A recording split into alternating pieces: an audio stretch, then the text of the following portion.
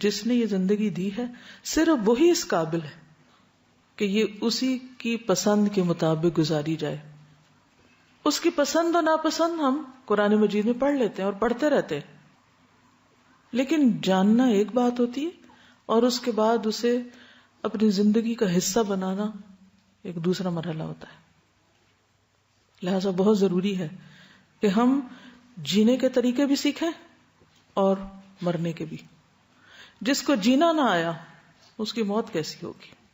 جس کا آغاز ہی اچھا نہیں اس کا انجام کیا اچھا ہوگا؟ انسان کو اللہ نے پیدا کیا ہے، لہٰذا اس کی زندگی کا مقصد بھی اللہ تعالیٰ ہی بتا سکتا ہے. وہی زیادہ حقدار ہے کہ وہ انسان کو بتائے کہ اسے زندگی کیسے بسر کرنا ہے. جب انسان اللہ تعالیٰ کو پہچان جاتا ہے تو اللہ کی ذات اس کی زندگی کا مرکز اور محور بن جاتی ہے. وہ ایک ایسا انسان بن جاتا ہے جس کا جینا اور مرنا اللہ کے احکامات کے مطابق ہو جاتا ہے. اللہ کے لیے مرنے اور جینے کا مطلب یہ ہے کہ انسان کے تمام معاملات میں اللہ کا رنگ نظر آئے. وہ بولتا ہے تو اسے احساس ہوتا ہے کہ اللہ اس کی آواز سن رہا ہے. وہ چلتا ہے تو اس کی چال اللہ کی پسند کے مطابق ہوتی ہے. وہ لوگوں سے معاملہ کرتا ہے تو اسے یہ ڈر رہتا ہے کہ اگر میں نے ظلم کیا یا زیادتی کی تو اللہ مجھ سے ناراض نہ ہو جائے. اس کا لینا دینا جینا مرنا سب کچھ اسی کے لیے ہو جاتا ہے.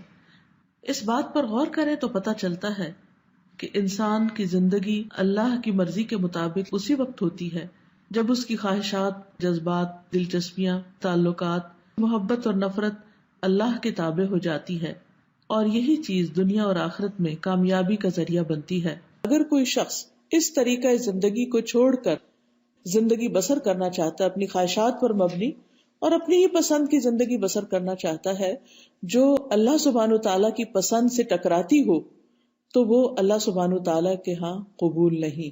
اللہ کا دین بھی قرآن اور سنت صرف سجانے کے لیے نہیں ہے، ڈیکوریٹ کرنے کے لیے نہیں، صرف تقدس کے لیے نہیں، صرف عقیدت کے لیے نہیں ہے کہ ہمارے دل میں ان کی عقیدت ہو کہ ہم ان کو خوبصورت انداز میں لکھ کر صرف ایک دیوار پہ لگا دیں اور ہمیں نہ پتا ہو کہ یہ کہہ کیا رہا ہے.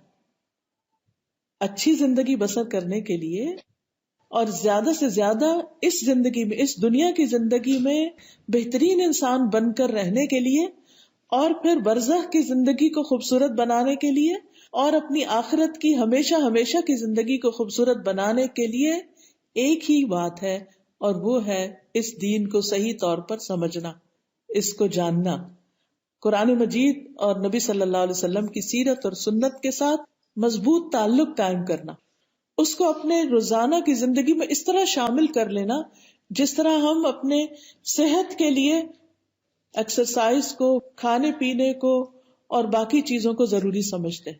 اور جہاں کہیں ہمارا گزارا کھانے اور ایکسرسائز سے نہیں ہوتا، وہاں ہم مزید سپلیمنٹس، وٹامنز یا پھر کوئی دوا کی ضرورت ہو تو وہ بھی لیتے ہیں تاکہ ہم ہیلدی انسان کے طور پر اس زندگی کو انجوائے کر سکیں.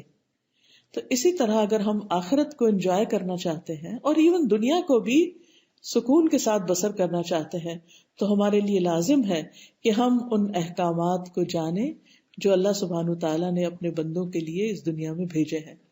جس کے اعمال اس کے مطابق ہوں گے وہ کامیاب ہو جائیں گے، اور جس کے اس کے اپوزٹ ہوں گے وہ ناکام ہو جائیں گے.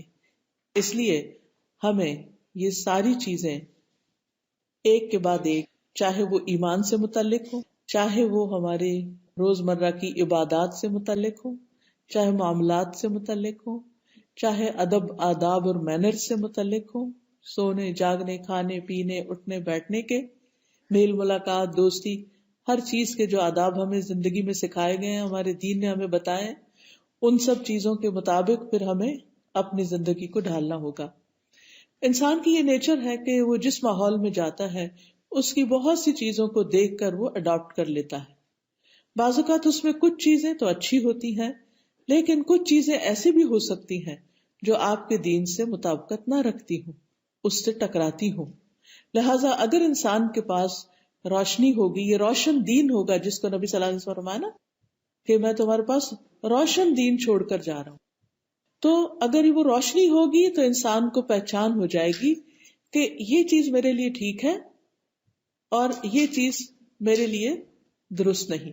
بالکل ایسے ہی جیسے ہر انسان کو کچھ چیزیں کھانے پینے میں فائدہ دیتی ہیں، لیکن کچھ چیزوں سے اس کو الرجی ہوتی ہے، یا کچھ چیزیں اس کو سوٹ نہیں کرتی، یا کچھ چیزیں کھانے کے بعد وہ کمفرٹیبل نہیں رہتا، اس کا سسٹم اس کو ایکسپٹ نہیں کرتا، تو اس کو پھر کیا کرنا پڑتا ہے؟ ان چیزوں کو چھوڑنا پڑتا ہے.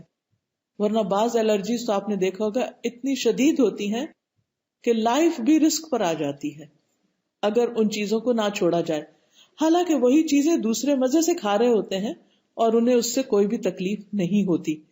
اسی طرح مسلمان کی زندگی میں بھی کچھ چیزیں ایسی ہیں کہ جن کو اسے چھوڑنا ہے، اور وہ ہے اللہ سبحانہ تعالیٰ کی حرام کردہ چیزیں، اس کی ناپسندیدہ چیزیں.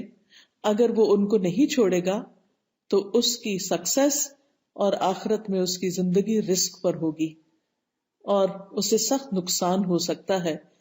قرآن مجید میں اللہ تعالیٰ فرماتے ہیں قد افلح من تزکا وذکر اسم ربہ فصلی، یقیناً فلاح پا گیا جس نے تزکیہ کر لیا اور اپنے رب کا نام ذکر کیا پھر نماز پڑھی. اللہ تعالیٰ سے دعا ہے کہ وہ ہمیں اپنی پسند کے مطابق زندگی بسر کرنے کی توفیق عطا فرمائے، پاکیزگی کا راستہ عطا کرے، اپنے ذکر اور بہترین طریقے کی نماز کی ادائیگی کی توفیق عطا فرمائے.